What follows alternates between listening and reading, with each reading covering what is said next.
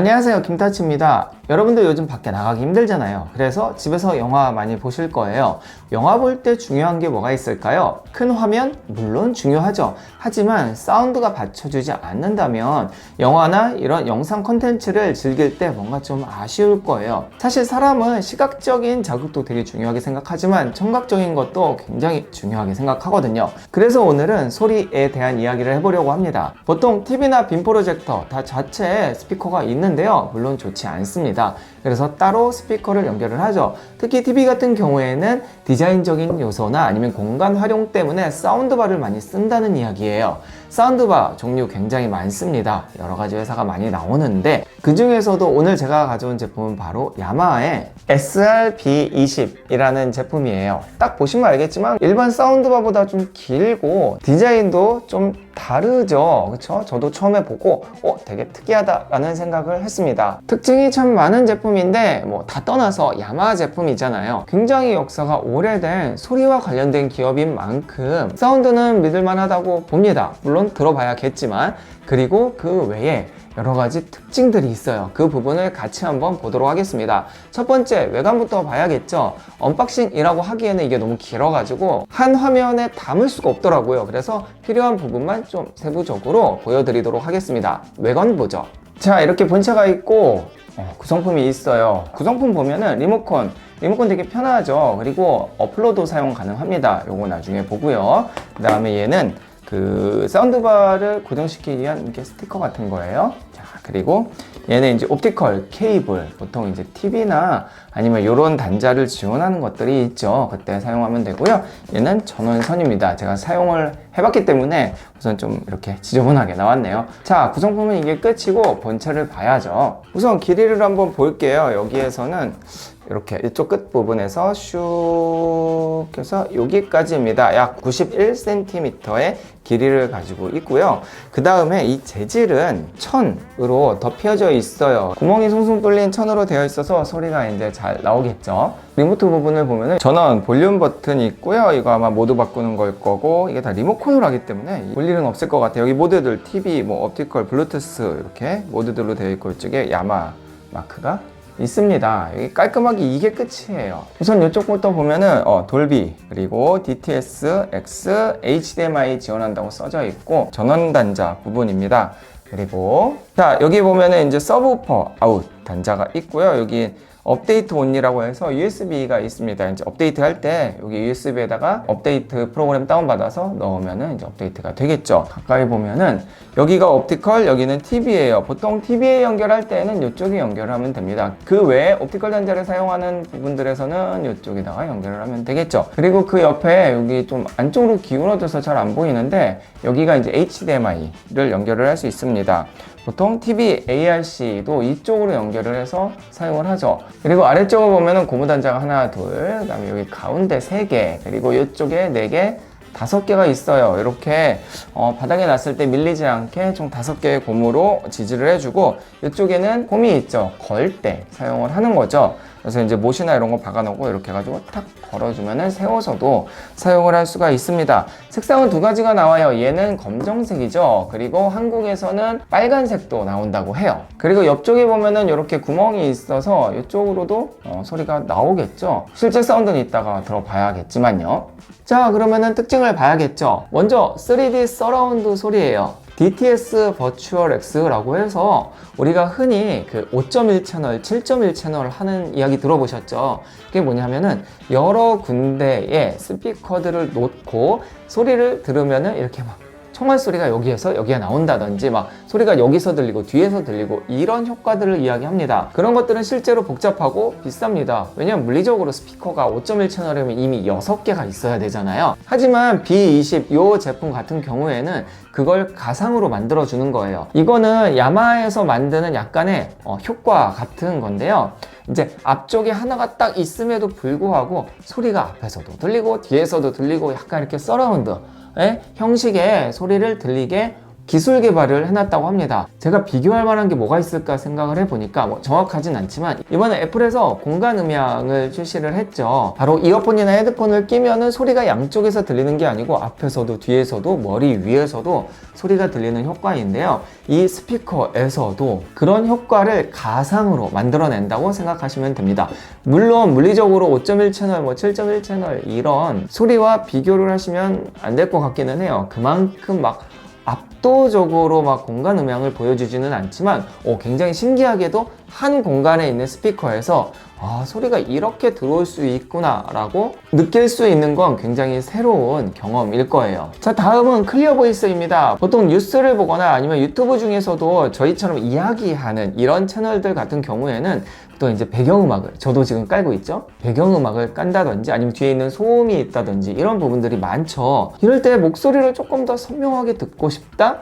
그러면은 클리어 보이스 기능을 사용하면 됩니다. 따라서 필요할 때 이런 기능을 쓰는 것도 너무나 좋죠. 말 나온 김에 음색 이야기도 한번 해봐야겠죠. 저음이 강조된 음색입니다. 내장 듀얼 서브우퍼를 탑재를 해서 저음이 강조되기 때문에 뭐 영화를 보거나 아니면 약간 뭐 팝이나 좀 신나는 음악을 들을 때 좀 유리한 음색이에요. 사실 가격대가 가격대인 만큼 뭐 이렇게 완전히 막 플래그십 사운드를 들려준다 뭐 그렇지는 않습니다. 하지만 야마하잖아요.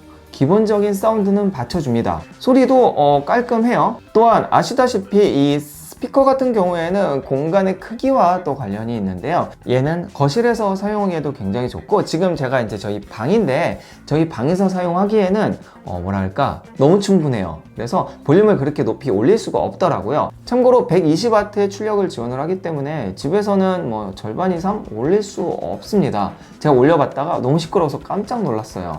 그래서 출력은 충분하고 저는 만약에 이걸 사용한다면은 저희 사무실에 사무실이 이렇게 크거든요. 저희 사업장에다가 놓고 뭐 영화를 보거나 아니면은 이렇게 컴퓨터에 연결을 해서 혹은 빔 프로젝터에 연결을 해서 사운드를 크게 볼 때 너무 좋을 것 같습니다. 또한 사운드 모드도 나누어 놨어요. 우리가 영상 콘텐츠를 즐길 때 가장 많이 활용하는 게 영화일 거고요. 그 다음에 게임, 음악, 그 다음에 일반적인 TV 모두 총 4개로 나누어 놨습니다. 이거는 이미 세팅이 되어 있기 때문에 그냥 영화 볼 때 영화 틀어놓으면 돼요. 물론 이제 내가 취향하는 바가 좀 다를 수는 있어요. 그래서 영화를 볼 때 뭐 음악으로 틀어놓는다든지 그건 이제 개인의 취향을 맞추면 되겠죠. 그런데 조금 더 자세하게 만지고 싶다 그러면은 어플을 사용하면 됩니다. SB 리모트라고 하는 어플로 바뀌어서 그 안에서 뭐 조절을 하거나 아니면은 베이스를 좀 조절하거나 뭐 이런 것들을 할 수 있다고 해요. 같이 한번 보도록 할게요. SB 리모트라고 하는 어플이 있고요. 이 어플을 들어가면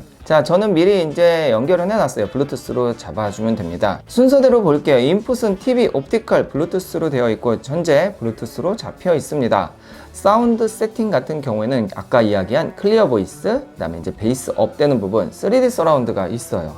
자, 그리고 이렇게 자, 이런 것들은 이제 추가가 되는 형식입니다. 바뀌는 건 아니고 이렇게 추가가 되는 형식이고요. 그 다음에 사운드 프로그램 같은 경우에는 스테레오, 요건 이제 바뀌는 형식이죠. 일반, 무비, 그 다음에 게임이 있습니다. 일반이 일반적인 TV는 모두일 거고요. 그리고 LED 인디케이터 같은 경우에는 끄면은 본체에 LED가 사라지고 좀 흐리게 그 다음에 밝게 사용할 수도 있습니다. 자, 그리고 이제 중요한 거 소리와 관련된 부분인데요. 여기 보면은 볼륨이 있어요. 총 50까지 올릴 수 있어요. 소리 사운드의 크기는 좀 이따 다시 한번 확인해 볼 겁니다.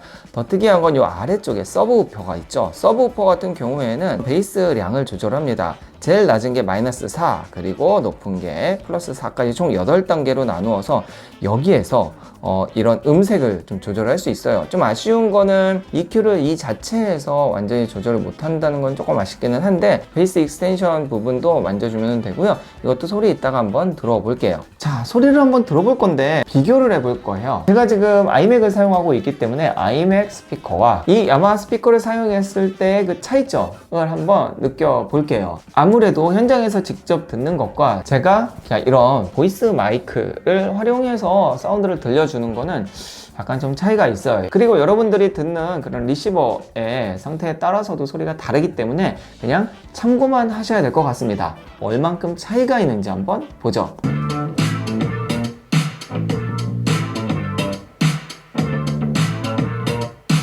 다음은 야마하 사운드바 소리입니다.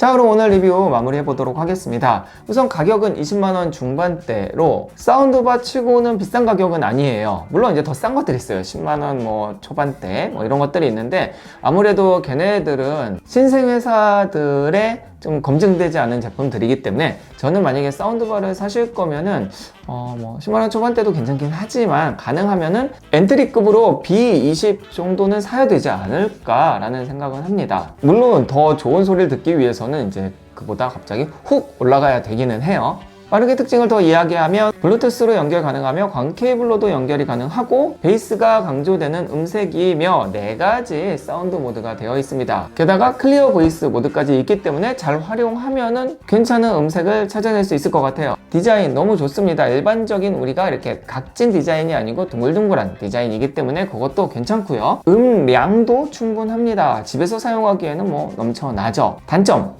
3.5mm 단차가 없습니다. 그래서 유선으로 기기와 연결하기는 좀 힘들고, 또 하나는 이게 단점일지 모르겠지만 좀 길어요. 그래서 소리는 좋고 다 좋은데 이렇게 작은 방에서 뭐 컴퓨터 밑에 이렇게 사운드바를 쓰는 사람도 있거든요. 그런 분들한테는 더 작은 사이즈의 컴팩트한 사운드바 SRC20A를 추천드립니다. 뭐 개인적으로 야마하 제품이 앰프도 너무 잘 나오고 이런 스피커류도 굉장히 잘 나오기 때문에 어느 정도 믿고 써도 된다는 점, 그 다음에 가격대도 괜찮으면서 엔트리급으로 잘 나왔다는 점을 다시 한번 강조하면서 오늘 영상 마무리하도록 하겠습니다.